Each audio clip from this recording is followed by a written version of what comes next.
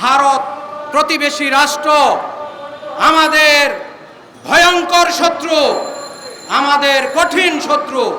তারা আমাদেরকে কখনোই আমাদের শান্তি থাকতে তারা দিতে চায় না। তারা ফ্যাসিস্ট হাসিনার উপরে ভর করে তারা আপনার অনেকগুলা চুক্তি বাস্তবায়ন করে নিয়েছে।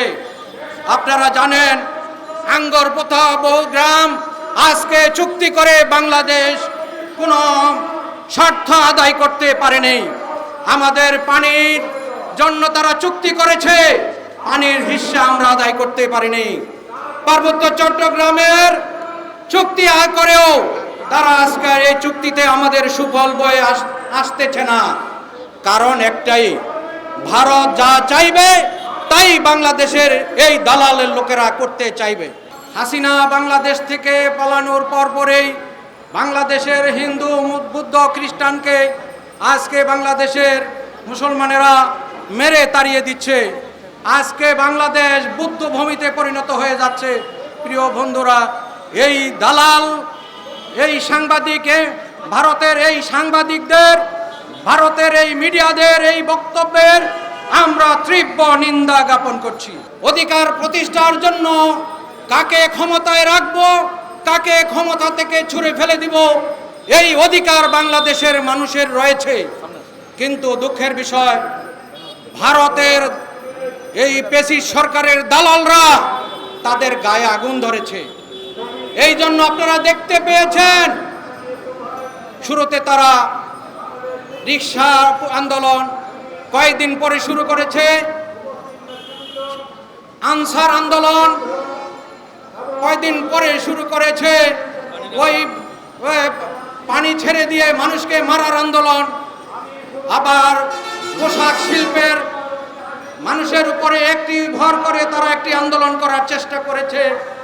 এইভাবে ব্যর্থ অভ্যুত্থানের অনেকগুলা চেষ্টা তারা ইতিমধ্যে করে ব্যর্থ হয়েছেন। আমাদের সুপ্রভাত চাকমাকে প্রধান উপদেষ্টা করা হলো। তিনি খাগড়াছড়ি, রাঙ্গামাটি এবং বান্দরবান ঘুরে কানে কানে কাকে কি বলে এসছে জানি না, সাথে সাথে পাহাড় জ্বলে উঠল। এই জন্য আমরা তার তীব্র সমালোচনা করছি।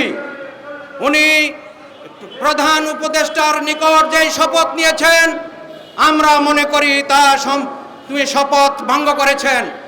তিনি ফ্যাসিস্ট সরকারের দোসরদেরকে নিয়ে মিটিং করেছেন, যারা ফ্যাসিস্ট সরকারের দালাল, যারা হাসিনার চামচা, তাদেরকে তিনি আবারও বসিয়ে দেওয়ার চেষ্টা করছেন।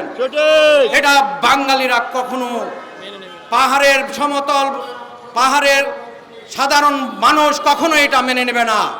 পার্বত্য চট্টগ্রামের দিকে একটু মনোনিবেশ করেন, যেখানে ফ্যাসিস্ট সরকার চুক্তি করেছিল, চুক্তির শর্ত ছিল উপজাতি সন্ত্রাসীরা অস্ত্র সমর্পণ করবে, কিন্তু না, তারা সেই অস্ত্র নিয়ে এখনো খেলাধুলা করছে। তাদের হাতে এখনো ভয়ঙ্কর অস্ত্র, অবৈধ অস্ত্র আছে। তাহলে তাদেরকে কেন সরকারি টাকায় ভরণ পোষণ দেখাশোনা করবেন, তাদেরকে সরকারি গাড়িতে চলাবেন, বাংলাদেশের ট্যাক্সের টাকা দিয়ে তাদের গাড়ির তেলের পয়সা দিবেন? এটা হতে পারে না।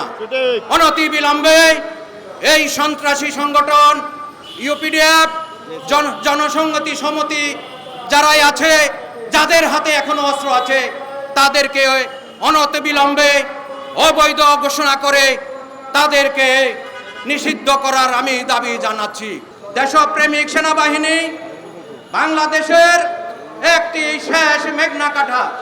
আমি মনে করি আজকে পার্বত্য চট্টগ্রামের 238টি সেনা ক্যাম্প প্রত্যাহারের কারণে আজকে উপজাতিরা, আজকে বাঙালিরা, ক্ষুদ্র ক্ষুদ্র নিরীহ গোষ্ঠী যারা আছে, তারা আজকে সকলে নিরাপত্তাহীনতায় ভুগছে। সেই জন্য সেই সকল ক্যাম্পগুলা যেগুলা প্রত্যাহার হয়েছিল, সেগুলা আবার পাহাড়ের ঝুঁকিপূর্ণ এলাকাগুলোতে আবার পুনঃস্থাপন করার জন্য আমি বাংলাদেশের স্বরাষ্ট্রমন্ত্রীর নিকট আমি আবেদন জানাই। ত্রিপুরা যারা আছে তারা আপনারা জানেন, বাংলাদেশের যেটা পার্বত্য চট্টগ্রাম খাগড়াছড়ির ঠিক পূর্বে পশ্চিমে অবস্থান করছে সে ত্রিপুরা। ত্রিপুরা এক সময়ে কুমিল্লা অংশ ছিল।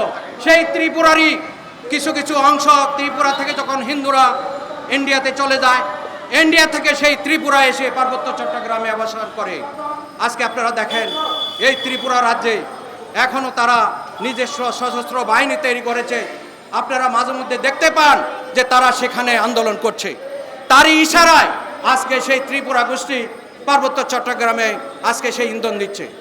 আজকে যারা মারমা, তাদের আদি নিবাস মায়ানমারে, তারা সেখান থেকে এসে আজকে বাংলাদেশের ওই যে রাজা শ্রেণী হয়ে বিভিন্নভাবে বাংলাদেশের শোষণ নিপীড়নের সাথে তারা জড়িয়ে হয়ে বাঙালি অন্যান্য জাতিকে তারা শোষণ করার চেষ্টা করছে। সকল জেলায় যেভাবে ম্যাজিস্ট্রেসি হিসেবে আপনাদেরকে নিয়োগ দেওয়া হয়েছে, সেইভাবে পার্বত্য চট্টগ্রামে আপনারা যৌথ বাহিনী গঠন করার মধ্যে দিয়ে পার্বত্য চট্টগ্রামকে বিভিন্ন অঞ্চলে যেখানে উপজাতিরা আছে, সন্ত্রাসীরা আছে, কেএনএফ আছে, ইউপিডিএফ আছে, জনসংহতি আছে, আপনারা জানেন সেখানে কম্বিং অপারেশনের মাধ্যমে অবৈধ অস্ত্রগুলো উদ্ধার করার জন্য আমি বিনীতভাবে আপনাদের নিকট দাবি জানাচ্ছি। সবাই যখন জোয়ারে গা ভাসায়, কেউ কেউ শির দাঁড়া সোজা করে ঘুরে দাঁড়ায়। সময় যেখানে প্রতিনিয়ত হার মেনে নিতে শেখায়, কেউ কেউ চ্যালেঞ্জ ছুড়ে দেয়।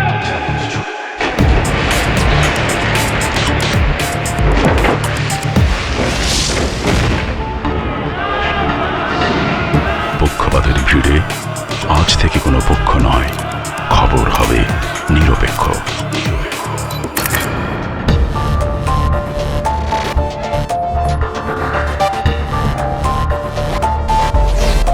বানোয়াট তথ্যবাদ, খবর হবে নিখাদ। ভেঙে গুজবের শিক, খবর হবে নির্ভীক। এলো মুক্ত চিন্তার স্বাধীন দৈনিক খবরের কাগজ। এখন খবর হবে নিখাদ, নির্ভীক, নিরপেক্ষ।